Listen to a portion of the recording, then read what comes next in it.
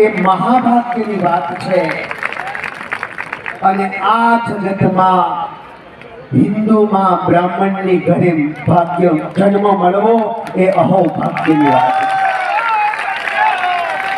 કેવલ તાલીઓ પાડી મહાદેવના હર હર કરી અને આજે આપણે અહીંથી છૂટું નથી પડવાનું। આજે પ્રણ લેવાનું છે કે સૌથી પહેલા મારામાં બ્રાહ્મણત્વ છે, હું બ્રાહ્મણનો દીકરો છું, હું પૃથ્વી ઉપરનો ભૂદેવ છું અને કંઈક કરી અને મારા સમાજ માટે હું અહીંથી આગળ વધીશ। સમાજ હંમેશાને માટે વિખરાયેલો રહે છે, એનું બહુ મોટું દુઃખ છે। આપણે બુદ્ધિશાળી છીએ, આપણામાં એટલો બધો અહંકાર છે, આપણે એટલા બધા બુદ્ધિશાળી છીએ કે આપણે ક્યાંય નમીએ નહીં। નમવું ન જોઈએ, નમે માય ગાંગલો કહેવાય, પણ બ્રહ્મ સમાજ માટે નમવું ને એ માય ગાંગલાપણું નથી, એ સૌથી ગૌરવની બાબત છે।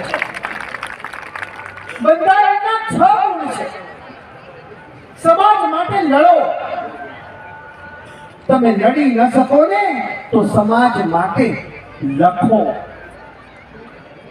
સમાજ માટે લખી ન શકો તો સમાજ માટે મિલનભાઈ બોલે છે ને એમ મરદની છાતી રાખીને બોલતા શીખો।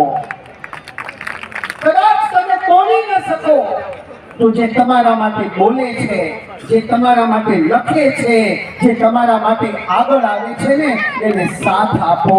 અને કદાચ તમે એને સાથ ન આપો ને તો હું આજે ચોક્કસ કહું છું, એનો વિરોધ કરવાનો તમને કોઈ ઓકાત જ નથી, તમને કોઈ હક જ નથી।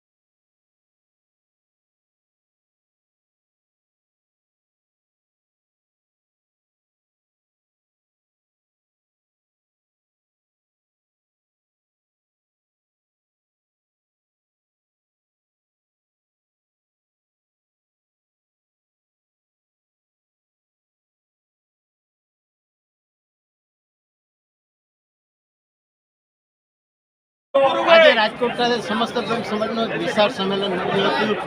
સમસ્ત બ્રહ્મ સમાજ સંગઠન માટે એમાં હજારોની સંખ્યામાં બ્રહ્મ સમાજ એકતા રાજકીય જે વર્ચસ્વ ઘટતું હોય એની સામે તાકાત છે બ્રહ્મ સમાજ આહ્વાન કરવામાં આવ્યું।